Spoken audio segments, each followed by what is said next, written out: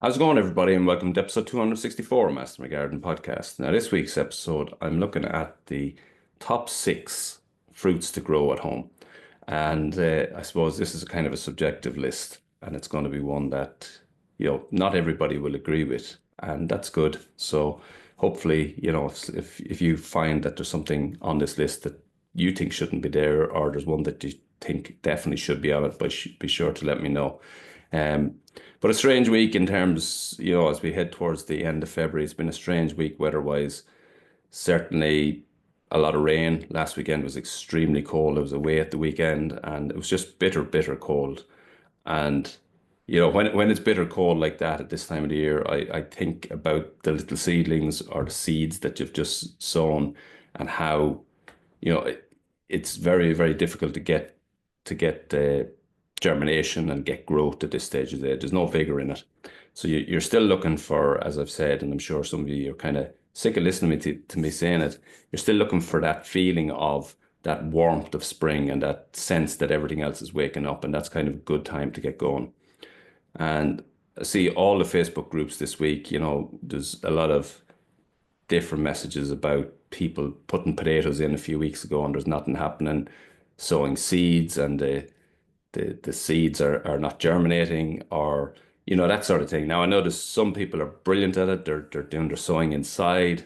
They're applying the yeah, because it's inside, they're getting enough of heat. It's in the windowsill, they're getting enough of light, and they're getting some germination, getting good germination, and then they're able to move these on. And skill, people who are sort of giving things a bit of time and are able to watch them on a regular basis are able to do that. But for generally speaking, sit tight. I'll definitely be starting to sow in the next few days or week or so. It's just that time it'll get going, but still proceed with caution because it isn't. It's definitely not kind weather yet. And this week there was a lot of stuff in the media around the light levels that we're getting in Ireland, and I think there was a stat that there's been as 12 or 15 days since the sun has been seen at all at Dublin Airport. So essentially it has been cloud cover all the way, and that's kind of verified that that is the case. And it's something that I've been talking about a lot over the last 12 months. The lack of sunlight levels seems to be a bit of a feature. And then following on from that, there's kind of I saw somebody was commenting that Ireland now has the fifth or sixth lowest light levels, below, slightly below on the list. Norway, obviously, and those type Scandinavian countries have very low light levels because their days are really short up there. But we're definitely up there, and we're certainly getting less from what I can see. So, and that's very relevant at this time of year when you're sowing seed because you need those light levels. You also need that little bit of a temperature, and the light levels is the big thing because if you're getting relatively short days. I know they're extending, thankfully, over the last week or two. It's really noticeable. The days are extending, but if you're not getting sunlight during those days and you're getting a lot of grey skies, it's very, very difficult to get your seedlings to grow and not be like leggy or leaning to the side or weak because they're stretching all the time. You're not getting that vigor into it. So I suppose the message or the point I'm trying to make here is sit tight over the next couple of weeks or proceed with caution, there is no mad panic because the ground is still extremely wet. As I say, very, very cold last weekend. So yeah, it's proceed slowly at this stage. Again, any of you that listen to the podcast the whole time, you're probably a little bit sick of me saying that and you're mad to get going. You want to get sowing. And I understand your frustration. I suppose once you get sowing, it feels like everything is kicking off, but there is a point where that will start and it'll feel natural.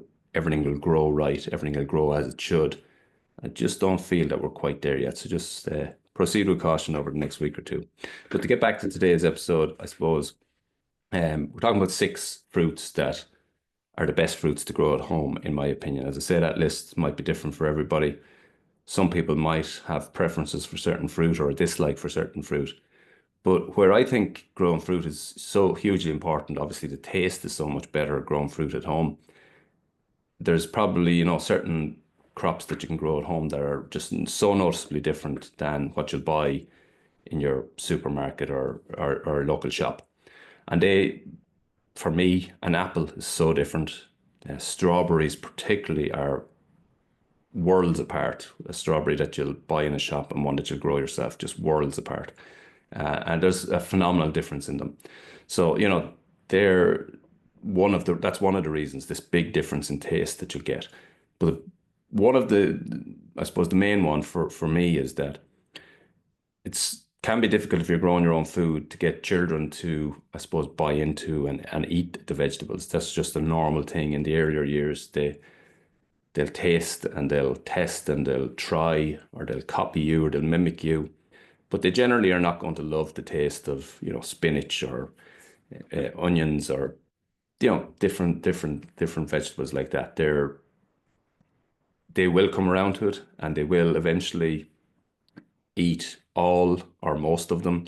But in those earlier years, it can be a little bit trickier to get them to engage with fruit, or sorry, with vegetables, as while they're eating their meals. But you'll have no such issue with fruits, because if you take a strawberry, I don't think I know a child that doesn't eat a strawberry. Fruit, apples, I would say the same. There's very few children that won't eat an apple, and especially those tasting ones, they're gonna love them. And so it becomes a really good way of getting quality food and getting them connected to growing the food and eating the food themselves. And then eventually that will lead to the vegetables. So that's a huge plus of growing them at home. I know some people might say, well, I only have a tiny garden, but to be honest with you, there's so much fruit that you can grow even in a tidy garden. And most of the ones of the six that I talk about today will be suitable for small gardens. Not, there might be one or two exceptions to that, but generally speaking, you'll be able to grow quite a bit of fruit even in a small garden. Containers are really useful in terms of fruit if you're in a small space. So don't be dismayed if you're listening and you have a small garden and you think you're about to tune out, that there's no benefit here for you. I think there will be. So yeah, the first one on the list anyway is an apple, and not necessarily going to talk about varieties too much, because I suppose taste and variety, they're very subjective. But for me, a homegrown apple is absolutely delicious.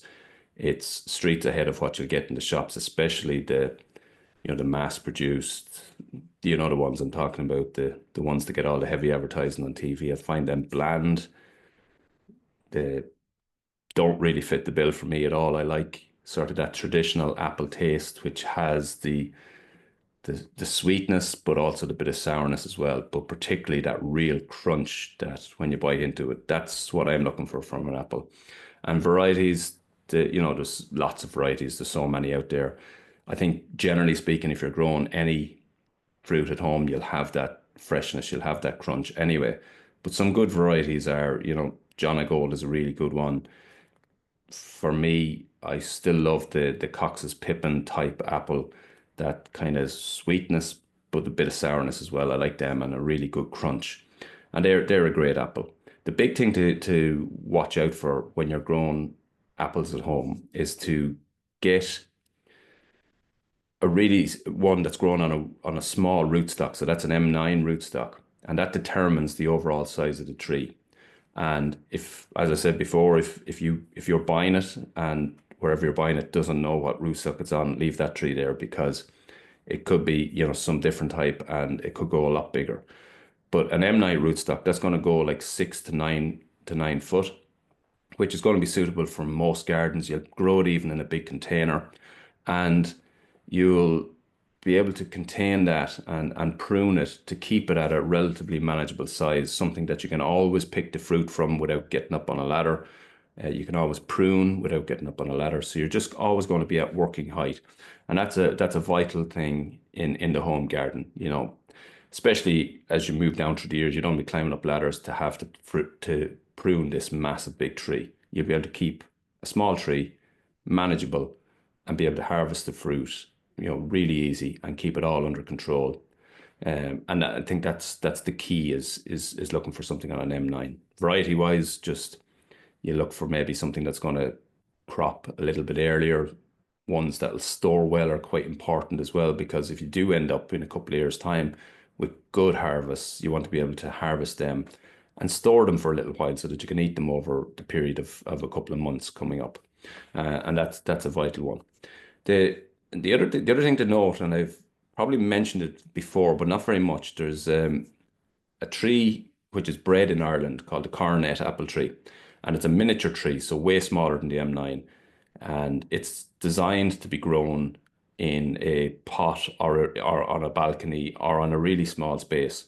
Can be sown in, can be planted into the ground as well, but it was bred by uh, Pat McDonald down in Waterford, and it's sold pretty much through all garden centres across Ireland and in Europe. It used to be. I think it might be just Ireland now, but it's a superbly bred apple. And what you'll get on that, so Coronet is the type of tree, like the M9, like what I was talking about the M9. So the Coronet is a type of tree, and then you'll have various varieties in that. And there's Coronet trees with single varieties. There's Coronet trees with double varieties, so two varieties of apple on the same tree. And there's even Coronets, I think, with three varieties on the same plant or the same tree. But these are going to grow no more than like 4 foot, 1.2 meters, that kind of size, really, really small and compact. So again, if you're on a balcony, if you're in a really small garden, these are going to be suitable. They fruit really quickly, so they'll fruit within the first year or two. They're self-fertile, all of them. So even the singular varieties are self-fertile, and you don't need any partners with them or anything like that. So that's what I'm saying. If you are, in a small space, these are going to be perfect for you, and you can still grow fruit. You don't have to have a big garden. But that's a really good one, and it's a really interesting one for people as well because it's so small but very productive. And of course, when they flower, they look pretty and all the rest of it. So that's a big advantage. So that's the Coronet apples, and you'll find there is a website. Just search Coronet apples, and then there's a list of stockists, and you'll find a stockist near you across Ireland. They're brilliant, really great, and especially for people in small spaces. So apple, the number one fruit to grow at home. Number two is strawberry, and I think it's kind of hard to argue with this one. I don't know anyone that doesn't like strawberries, and as I said, with children, they absolutely love them, and you know, you're guaranteed that they're going to eat them. Key key thing to watch out for here is if you're able to get a couple of different varieties, and these can be grown perfectly well in, window box or a pot, or in a small garden, you can grow them into, tomato planters and different things like that. So there's ways of doing it even in a small space. But the key is to plant more than one different variety. So if you go to your garden center, there's no point in buying, say, 10 plants of the exact same one because you're going to have all your fruiting at the same time. So what you're looking for varieties that you'll have a early season, a mid-season, and a late season. So again, you're looking for varieties that's going to extend that season. So your early one is going to give you your first crop, mid-season give you your middle crop, and late croppers obviously giving you the late one. Now there is everbearer strawberries on the market, and these would be the ones that we use commercially, and that means, as the name says, ever-bearing. So they're going to bear fruit across the whole season. Typically, in my opinion, those don't taste as nice. They are actually typically the ones that you'll get in the supermarkets, especially out of season. And I just don't like the taste of them. I think they're bland by comparison to getting, the Cambridge favourite, which is an old traditional variety. The sweetness of that, the taste of that is just delicious. El Santa being a very good mid-season, and then the likes of Symphony is another good one. But any varieties like that, I just think they taste a lot better. Everbearers, of course, will, as I say, fruit across the whole season, so that kind of ticks that box. But I just think from a taste perspective, you're better with individual varieties for the different fruiting periods. So that's strawberries, and as I said, kids, there's very few kids that won't eat that. So when you're growing at home with your family, it's a brilliant one. Next one on the list is plum, and absolutely love plums. I love that. Again, that kind of a sourness in the skin. I really like that. And to be honest, when you're growing plums at home, there's several varieties. There's Czar and different timing periods, but the best one of them all is, and the most productive one of them all, and probably the biggest seller across Ireland is Victoria. and it's a really good plum. It's self-fertile, so you don't need any other pollination partners with it, which is a big thing. So you can get a singular tree, and it'll fruit away. Really good. I've grown that one for a long time. There's the only problem I ever had with it was branches breaking. So essentially too much fruit and a bit of a weakness, kind of a weakness around where it joins the main stem and just snapping off there. But I suppose that's a good thing, it's getting weighed down with the fruit. I know if that happens, you can support them. Just a couple of times I didn't do that and you ended up with broken stems. But to be able to produce that much fruit in the first place, shows how good of a one it is. And it's a great tasting fruit as well. Uh, so yeah, definitely plum for me, number three on the list. Number four definitely goes on the list. It's raspberries. Absolutely delicious taste of homegrown raspberries, and just so much fresher. They don't last long, so like if you get raspberries in a shop or supermarket, typically you need to be eating them that day. Like they're very, and especially out of season, they're not good at all. But in season from your own garden, the taste of these is just going to be phenomenal. And again, what you're looking for an early, a mid, and a late season. They they're probably one now that doesn't do so well in pots. You can get fruit, and they do fruit, but they'll need a bit of care because they're quite hungry, they're quite thirsty, and they like to roam in the ground. So it's one that will do well in a pot, but you'll need to give it a bit of pampering. You need to water it regularly. You need to feed it quite regularly and make sure that it's vigorous and not looking to expand beyond the pot. But if you do that, you can have good fruit from containers, from a raspberry, but best grown in the ground. The early and mid-season ones tend to be ones that need to be trained on wires. They tend to grow really tall and they'll spread as well. But you're looking to grow those on wires, so you'll have to train those slightly. Not a lot, but slightly. The autumn ones, on the other hand, they'll grow into a bush form. You don't need to train them. They don't need to run along a wire or be trained along a wire, but they do need heavy pruning every year. So you basically prune them right to the ground every single year, and that revigorates the plant. With the autumn fruiting ones, they fruit on the current year's growth. So you cut it to the ground in the winter time, it'll spring up, it'll grow up in the spring, and then in the autumn, on those same stems, you'll have fruit. Whereas the other ones, the early season and the mid season, they will fruit on the previous year's growth. So it'll be on the browner stems as opposed to the green stems. And that's just an important point when it comes to pruning, but you'll figure out that as well. But just in terms of what good ones to grow, raspberry is definitely up there. Some good varieties, Malling Jewel is a really good one, traditional variety. Then you have, the likes of Glen Ample, um, Malling, Malling Bliss, Autumn Bliss, All Gold. They're two autumn ones. They're very good, and yeah, they're good, superb varieties to grow. And yeah, raspberry, a very, very good one. Pear is one that I haven't had great success with here, to be honest. And the reason being late frost, simple as that. Pears are a little bit, they're not as hardy, say, as an apple. They tend to prefer very little wind, and they like to get areas where it's just not that cold. So they do better south-facing wall, things like that. Um, I have had fruit here, but it tends to be not as good or not as prolific as, say, apples, plums, and so on. And yeah, it's a brilliant one to grow at home. So if you're in the right conditions, it's a brilliant one to grow. And the fruit that I have had over the years has been so much better than what you buy in a shop. So pear is a brilliant one. Again, a little bit like the plum, there's kind of one variety, and that's Conference. It's probably the best seller. There is other varieties, they're very good, but Conference is sort of good all rounder. And yes, self-fertile and all that. So a brilliant one to grow. It's something I didn't mention earlier and probably should have. When you're talking about plums, again, sometimes they can be a little bit like the pear in that they like to be in an area that's a little bit warmer, not so much frost and so on. But if you are in an area that's a bit tougher in terms of weather and so on, you can grow damsons, and they're very, very hardy. They probably, in my opinion, they taste as good as a plum. A lot of people wouldn't agree with that, but I think they taste delicious if you get, some certain varieties. The only thing is they can grow really, really big, a lot bigger than a plum tree.